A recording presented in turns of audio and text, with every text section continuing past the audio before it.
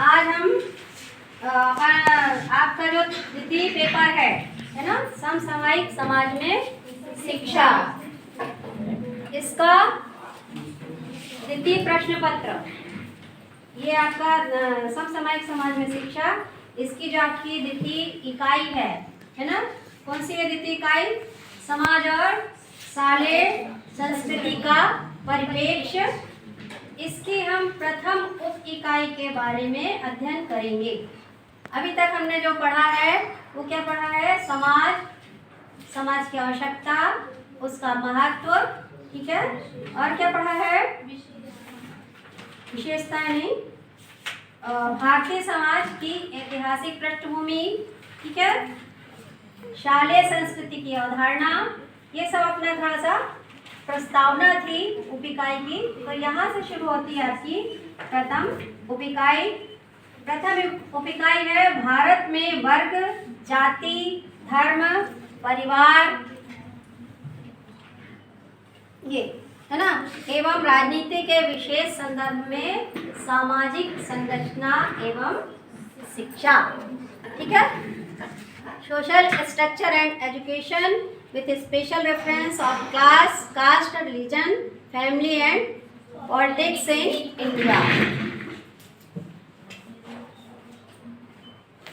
इसके संदर्भ में अपन जानेंगे कि क्या होता है ये, जब समाज में एक ही धर्म, भाषा, जाति एवं संस्कृति से संबंधित व्यक्ति निवास करते हैं तो उसे समझ में कठिनाइयों का सामना नहीं करना पड़ता है।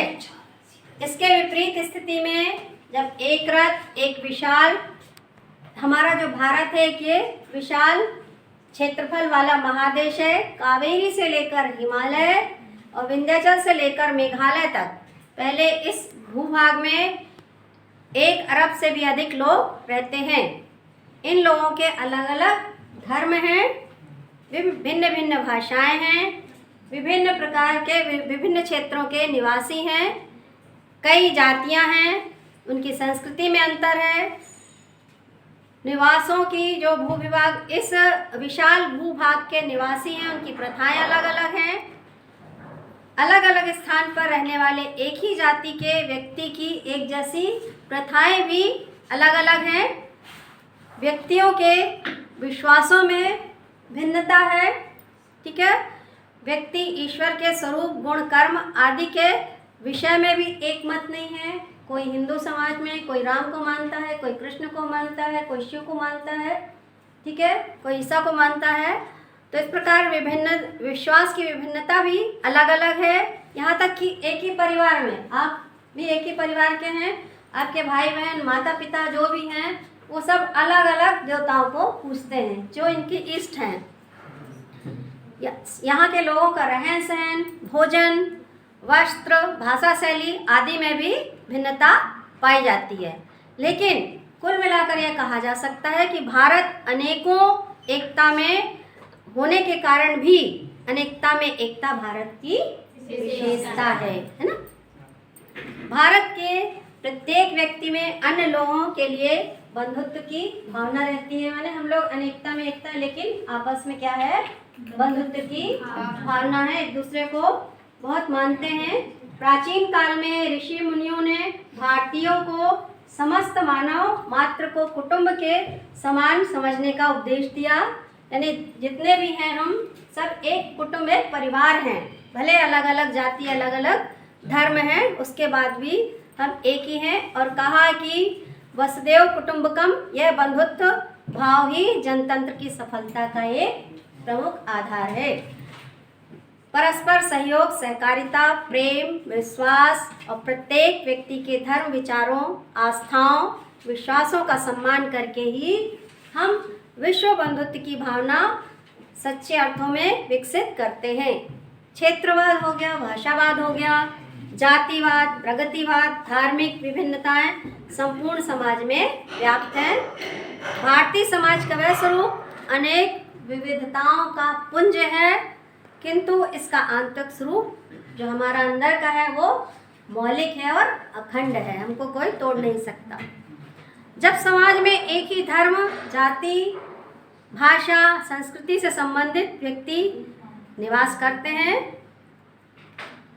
तो अनेक प्रकार की समस्याओं या चुनौतियों का सामना करना पड़ता है। देखा होगा छोटी छोटी सी बातों में लड़ाई झगड़े हो जाते हैं, है ना। तो कौन से बिंदु हैं, वो किस प्रकार के बिंदु हैं, कौन से बिंदु हैं जो जिनको हमारे समाज को चुनौतियों का सामना करना पड़ता है। सबसे पहले है ये देखिए विभिन्न भाषाएं, है ना। विभिन्न भाषाओं की चुनौतियाँ। तो नंबर 1 है आपका विभिन्न भाषाएं। बता सकता है इससे क्या अर्थ है, किस प्रकार की चुनौती का सामना करना पड़ता है। हाँ अनुराग बताओ। हम देखा जाए तो भाषा संप्रेषण का एक प्रभावशाली माध्यम है जिसके माध्यम से हम अपने विचारों और भावों को व्यक्त कर सकते हैं। देखा जाए तो अलग अलग राज्यों अलग अलग देशों की अलग अलग भाषाएं होती हैं जिसके माध्यम से उनकी पहचान भी होती है, किस तरह की भाषा है उस हिसाब से पता चलता है कि यहाँ का है यहाँ का है। और इसमें चुनौतियाँ देखा जाए तो चुनौतियाँ क्या होती हैं, जैसे कि अपन किसी देश में किसी राज्य में रह रहे हैं, अपन वहाँ हिंदी बोल रहे हैं, लेकिन कहीं और दूसरे राज्य में अपन जाते हैं तो वहाँ वो लोग बघेली बोलते हैं मान लो, तो अपन समझ नहीं पाते हैं। तो यही चुनौती, ये चुनौती। बहुत बढ़िया, बहुत अच्छा समझाया अनुराग। अब हम यहीं बैठे हैं हम लोग जैसे, है ना। अब मान लीजिए हम लोग हिंदी भाषी हैं और यहाँ पर 2-3 बच्चे इंग्लिश में भी हैं, जैसे समझा रहे हैं आप, है ना। तो उनको कुछ समझ में आ रहा होगा, कुछ नहीं आ रहा होगा, क्योंकि अपन हिंदी में बोल रहे हैं। वहीं यदि थ्रू आउट इंग्लिश में लेक्चर दिया जाए तो जो इंग्लिश वाले विद्यार्थी हैं उनको समझ में आएगा, हिंदी भाषी को आधा आएगा आधा नहीं आएगा। तो ये एक बड़ी चुनौती है ना। दूसरा पॉइंट है विभिन्न संस्कृतियाँ, अलग अलग प्रकार की संस्कृतियाँ। ये क्या समझ में आया किसी को, कैसी चुनौती आएगी विभिन्न संस्कृतियों में, बताएगा कोई। प्राची, आपको मन में जो आपका पॉइंट ऑफ व्यू है खुद का, है ना, वो बताओ। मेरा नाम राखी दुबे है, मैं डीएलएड प्रथम वर्ष की छात्रा हूँ। मैं आज विभिन्न संस्कृति मतलब जो हमारे इधर के भारत के जो कल्चर है वो अनेक प्रकार की है। जैसे हमारे इधर का कल्चर कोई अलग, जैसे सांस्कृतिक कार्यक्रम परंपरा अलग है, इसमें वाद विवाद भी होती है, हमारे सामने कुछ चुनौती भी आती है जिसका हमें पालन करना पड़ता है। और वो इंसानियत के लिए सबको एक दूसरे की भावनाओं को समझना है और सबका इसमें एक दूसरे का परामर्श भी करना है। थोड़ा सा समझ में अंतर है, मतलब विभिन्न प्रकार की जो संस्कृतियां हैं हमारे, उससे हमारे भारतीय समाज में किस प्रकार की बाधाएं आती हैं, किस प्रकार की चुनौतियां आती हैं। तो विभिन्न संस्कृतियों के सांस्कृतिक मूल्य भी पृथक पृथक होते हैं। विद्यालय में अपने यहाँ भी सरस्वती पूजन हुआ था, उसमें हवन और यज्ञ वगैरह भी थोड़ा सा हुआ था, है ना। लेकिन यही वही कहीं यदि कौन से विद्यालय होते हैं आपके, क्राइस्ट चर्च वगैरह होते हैं, तो वहाँ ये सब नहीं होता है ना। लेकिन ऐसे स्कूलों में हमारे हिंदू धर्म के भी बच्चे पढ़ते हैं, तो धीरे धीरे क्या होता है, वो हिंदू जो समाज के व्यक्ति हैं वो तो बच्चे हैं वो उससे पृथक होते जाते हैं कि ये सब कुछ नहीं होता, क्योंकि वहाँ ये होता ही नहीं है ना। और फिर घर में आके भी वो तर्क वितर्क होते हैं बड़ों से कि नहीं ये सब फालतू, ये सब कुछ नहीं होता। तो इस प्रकार के परिवार में ही एक चुनौती आ जाती है कि जिसको हम अपना मानते हैं, अपनी संस्कृति मानते हैं, वो हमारे बच्चे दूसरे स्कूल में जाके वो नहीं मान रहे हैं। तो घर में ही हमको इस चुनौती का सामना करना पड़ता है।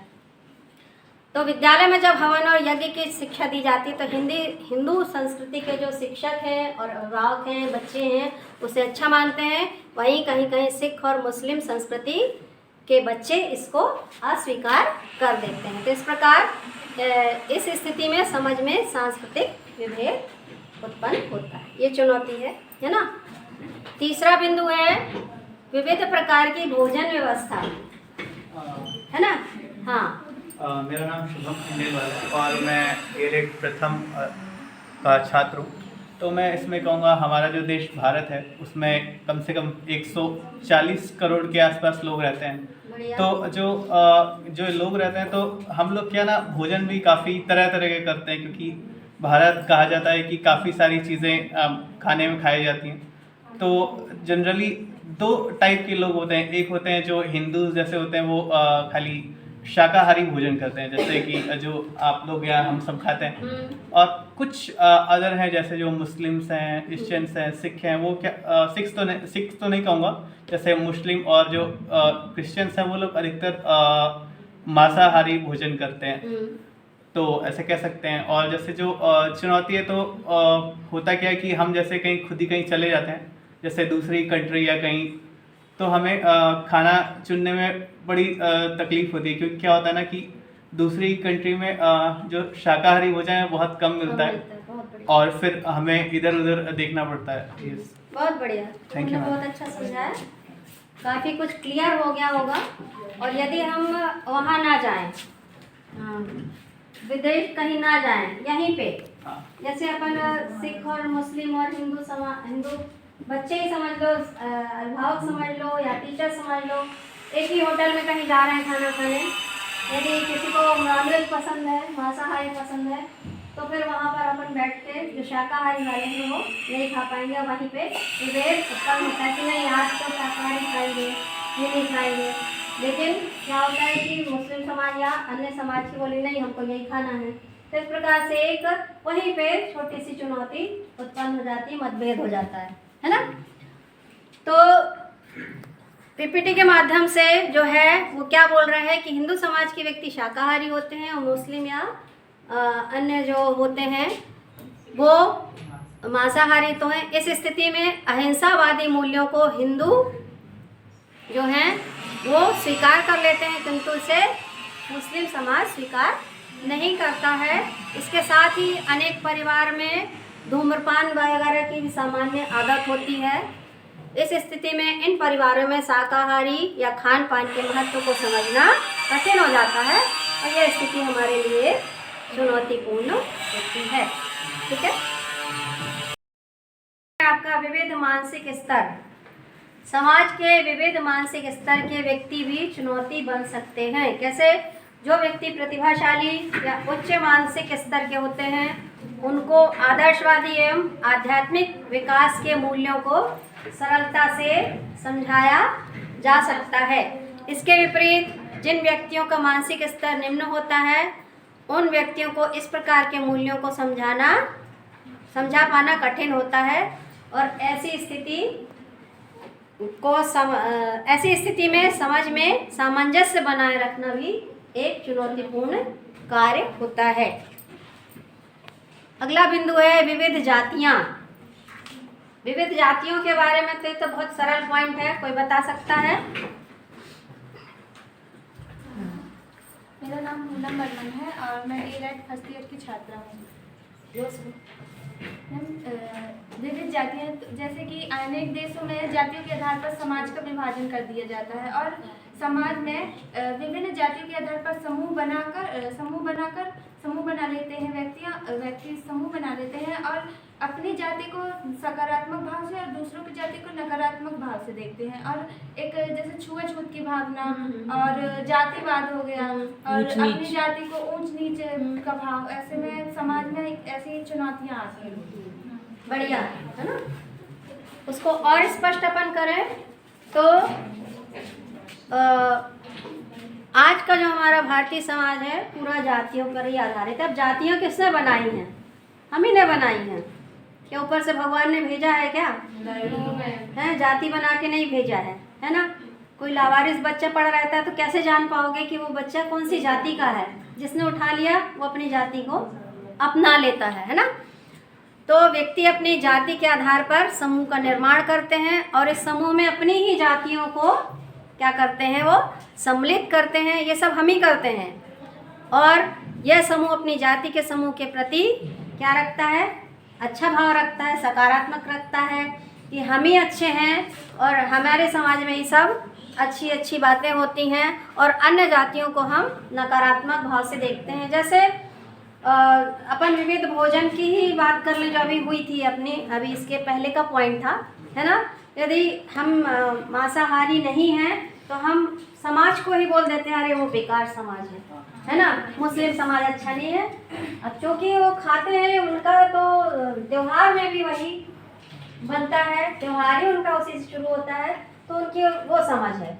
ठीक है, तो इस प्रकार अन्य जातियों के प्रति हम नकारात्मक भाव रखते हैं और इस प्रकार के समाज में सामाजिक व्यवस्था को बनाए रखना भी एक चुनौती हो जाता है, क्योंकि कई हिंदू समाज हम लोग क्या बकरा वगैरह बकरी पालते हैं, गाय पालते हैं, वहीं दूसरा समाज क्या करता है, उसको काट के खाता है ना।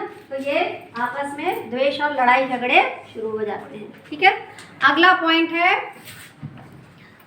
विविध स्तरीय सोच, अलग अलग स्तर की सोच है ना। हमारी जैसी समझ होगी तो अलग अलग सोच क्या है, समाज के विभिन्न स्तरीय सोच के व्यक्ति पाए जाते हैं। कुछ व्यापक सोच वाले होते हैं, बहुत बड़ा सोचते हैं कि हम ये करेंगे, हम वो करेंगे, लेकिन कुछ बहुत निम्न स्तरीय और स्वार्थी सोच वाले होते हैं, यानी हमको ये मिल जाए लेकिन हम दूसरे को नहीं देंगे, किसी से हमको मिल जाए बस, ये स्वार्थी सोच हो गई है ना। सामान्य रूप से निम्न स्तरीय सोच एवं स्वार्थी सोच के व्यक्ति सामान्यतः देखा गया है ना कि अधिक होते हैं, और सोच की ये विविधता भी एक समाज के लिए प्रमुख चुनौती बनती है। अगला बिंदु है विविध परंपराएं। इसके बारे में भी आप थोड़ा बहुत बता सकते हैं, अपनी खुद की सोच क्या है। विविध परंपराएं, अलग अलग परंपराएं अलग अलग समाज में जो होती हैं, तो वो हमारे लिए चुनौती किस प्रकार बन सकती हैं, बन जाती हैं। प्रियंका, बहुत सरल पॉइंट है ये, है ना, अपने से समझ लो। मेरा नाम प्रियंका है, मैं first year DLED first year से हूँ। और विविध परंपराएं, जैसे कि मतलब हर एक जाति में, हर एक धर्म में, हर एक परिवार में उनकी परंपराएं होती हैं जो शुरू से उनके पुरखों से लेकर चली आती हैं। और जैसे कि हमारा जो ये समाज है और जो पिछला मतलब वो है हमारी पीढ़ी है, उनके जरिए जो हम देखते हुए आते हैं धीरे धीरे, हमारे माता पिता हो गए, फिर दादा दादी हो गए, तो इस तरीके से जो देखते हुए आते हैं वो अपनी परंपरा को छोड़ना नहीं चाहते हैं, वो बदलना नहीं चाहते अपनी परंपरा को, जो उनके घर में होता है वो वही करना चाहते हैं। और इस वजह से कभी कभी घर में भी विवाद हो जाता है। तो ये सब और यही चीज़ें हर धर्म में, हर परिवार में होती हैं।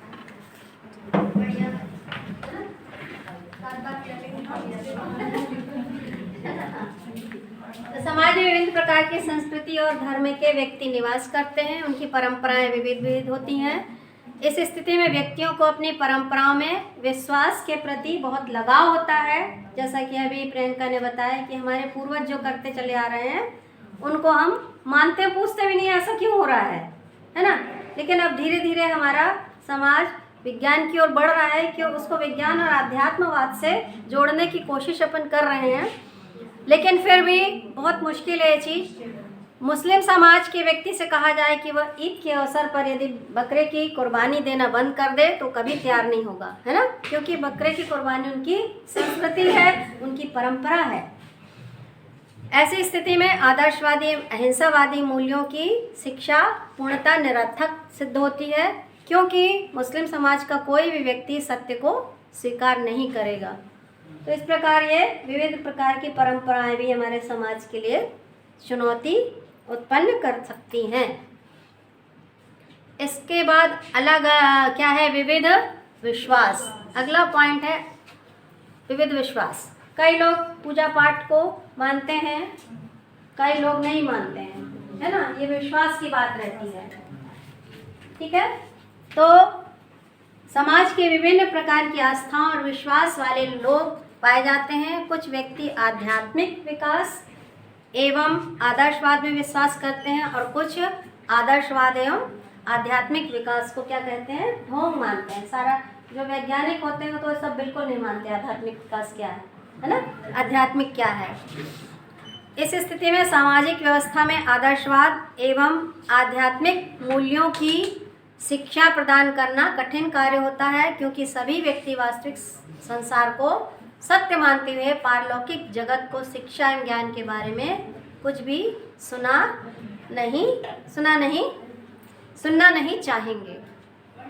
ये अलग अलग विश्वास की बात होती है, तो ये भी विश्वास भी एक चुनौती बन जाती है। अगला बिंदु है, लास्ट जो है आधुनिकता, है ना, ये 12वां बिंदु है। वर्तमान समय में आधुनिकता का प्रभाव इतना हो गया है कि देखो सामान्य रूप से कहें कि आजकल जो हमारी पहले वाली परंपरा थी, है ना, जो हमारी परंपरा थी कि जैसे शादी हो गई किसी लड़की की तो बड़ा बाकायदा मंगलसूत्र, बिछिया और जो हिंदू समाज की है ना मांगन भरेगी, लेकिन आजकल कुछ नहीं है ना, सब विज्ञान पे आ गया है, ऐसा कुछ नहीं है।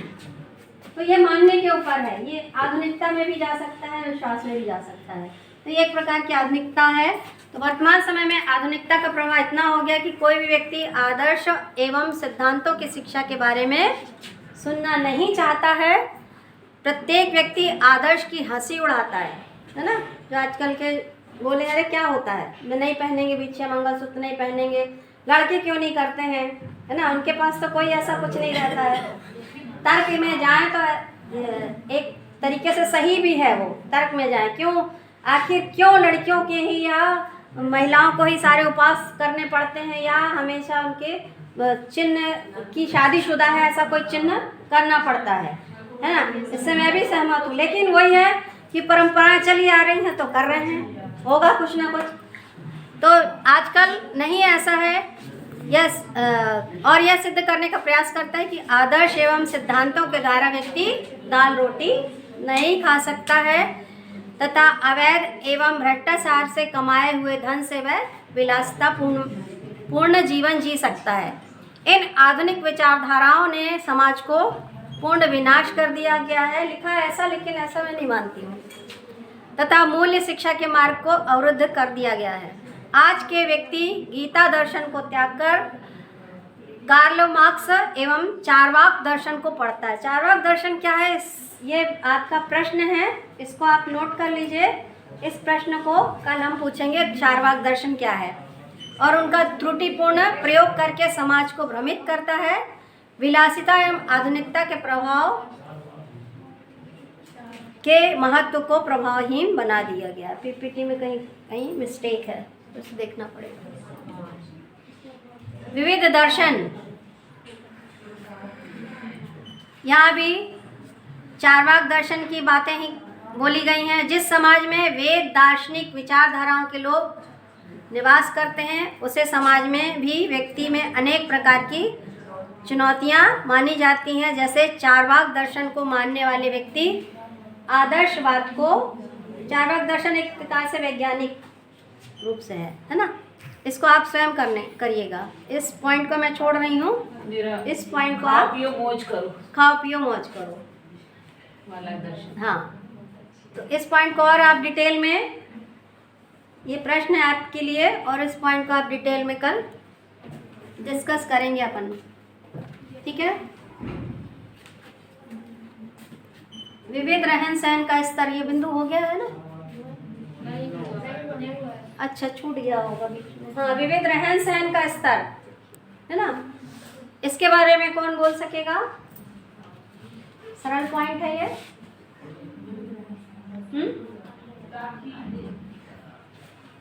नहीं, चलिए। विविध रहन सहन के स्तर के लोग हमारे समाज में निवास करते हैं। समाज के व्यक्तियों की मानसिकता विविध प्रकार की होती है, जैसे कि सामान्यतः गरीब और पिछड़े, क्योंकि उनके पास धन नहीं है, उनके पास सामान नहीं है, तो क्या होता है, लड़ाई झगड़ा होता है, तो स्वार्थवादिता अपने आप आ जाती है ना, वो स्वाभाविक है। यदि आपके पास बहुत पैसा है, हम सब कुछ अपना कर रहे हैं, तो फिर हमको ये सब करने की ज़रूरत, स्वार्थवादिता नहीं आती है।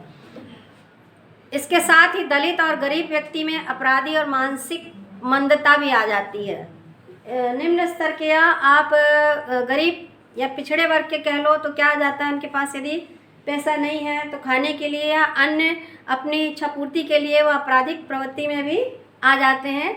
और पढ़ाई लिखाई ना करने के कारण, या फिर कह लो कि यदि गरीब परिवार में यदि कोई महिला प्रेग्नेंट है और उसको खाने पीने पौष्टिक आहार नहीं मिल रहा है, तो अच्छे से विकास बच्चे का नहीं होता है, तो उसके कारण से मानसिक मंदता भी आ जाती है, और इसके कारण वो विद्यालय में प्रदान करने वाली जो, क्योंकि वो तो भूख प्यास से व्याकुल रहते हैं और मानसिक मंदता वाले भी बच्चे हैं, तो जो विद्यालय में जब आपको शिक्षा दी जा रही है वो उस मूल्य शिक्षा को आत्मसात नहीं कर पाते हैं, जबकि उच्च स्तर के व्यक्ति मूल्य केंद्रित शिक्षा को आत्मसात कर लेते हैं। तो इस प्रकार ये भी विविध रहन सहन के स्तर में भी हमारे समाज के लिए चुनौती है। विविध धर्म, इस बारे में कोई बोलेगा? अलग अलग प्रकार के धर्म, नाम बताना अपना नाम। अच्छा, DLED फर्स्ट ईयर का छात्र हूँ। जैसे कि यहाँ पे पॉइंट आया विविध धर्म। विविध धर्म मतलब कई प्रकार अलग अलग धर्मों को मानने का तरीका, इष्ट को मानने का तरीका। जैसा कि हम जानते हैं हमारा भारत बहुजातीय एवं बहुसंप्रदाय राष्ट्र है, जिसमें अनेक धर्म संप्रदाय के लोग रहते हैं, सिख ईसाई मुस्लिम, और सबका मानने का तरीका अलग अलग होता है। हिंदू धर्म के ज़्यादातर मंदिरों में पूजा करते हैं और उसको इष्ट मानते हैं। मुस्लिम धर्मों के मस्जिदों में करते हैं, उसको अपने इष्ट मानते हैं। सिख चर्च में करते हैं, और भी अनेक धर्म के लोग रहते हैं जिनका सबका मानने का तरीका अलग है। मैम इसमें चुनौती जैसे कि प्रेरित किया जाता है, उत्पीड़ित किया जाता है। जैसे हिंदू धर्म का कोई भी छात्र है, वो कोई भी मतलब मानने वाला व्यक्ति है, तो उसको कई प्रकार के लालच देके धर्म परिवर्तन करने के लिए कहा जाता है। और लोगों की जागरूकता के हिसाब से सोच यह है कि जिस धर्म के लोग ज़्यादा रहेंगे उस धर्म का राष्ट्र बन जाएगा। जैसे हिंदू धर्म के रहेंगे तो हिंदू राष्ट्र बनेगा, मुस्लिम धर्म के रहेंगे तो मुसलमानों का राष्ट्र बनेगा, और भी अदर धर्म किसी प्रकार रहेंगे। तो इस कारण वो अनेक प्रकार के वो ऐड देके, मतलब लालच देके, और धर्म के परिवर्तन की ओर अग्रसर करते हैं।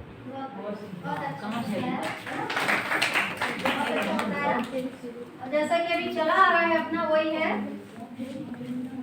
कि जो जिस बारे में अपन बात कर रहे हैं कि हिंदू धर्म में हिंसा और बलि प्रथा को पूर्णतः निषेध माना जाता है, वहीं मुस्लिम समाज में क्या होता है कि वो उसी से अपना त्योहार मनाते हैं, है ना।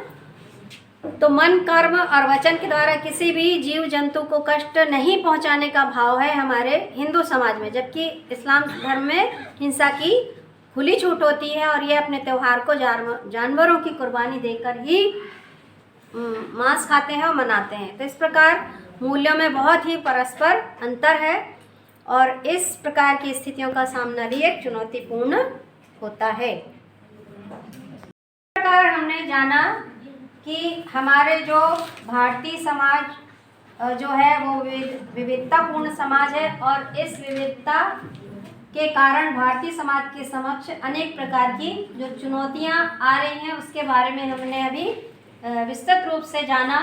कुल मिला के इसका उपसंहार क्या है कि इस विविधता का भी महत्व है, ऐसा नहीं कि केवल चुनौतियां हैं। चुनौतियां हैं तो समाधान है, और इतनी चुनौतियों के बावजूद भी हम एक साथ रह रहे हैं। इन चुनौतियों के बाद भी हमारा राष्ट्रीय जो वो है वो लगभग 2000 वर्षों में से एक अभिन्न राष्ट्र के रूप में स्थित है। हमारे लिए गौरव का विषय है कि रामायण जैसे ग्रंथों ने भारतीय समाज को परिवर्तित कर नवीन दिशा प्रदान की। गीता संपूर्ण भारत के लिए अमूल्य निधि है। प्राकृतिक दृष्टि से भी देखा जाए तो संपूर्ण भारत एक सूत्र में बंधा है। अतः यह विविधताएं ही हमारे समाज को जोड़ती हैं।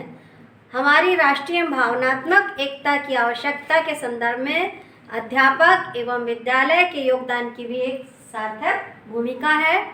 आज आवश्यकता इस बात की है कि हम अपने संविधान को पवित्र ग्रंथ मानकर संकल्प लें कि हम सारे भारतीय एकता, धार्मिक सहिष्णुता, सदाचार, मानवता, प्रेम, भ्रातृत्व, दयालुता यह विविधता रखें। इनको आपस में आदि को भाव को हृदय में मानेंगे, और हृदय से मानेंगे तो यदि ऐसे भाव हम सभी भारतीयों में आ जाएं, विकसित हो जाएं, तो संकीर्णता और धार्मिक कट्टरता जो है ना, वह स्वतः ही समाप्त हो जाएगी।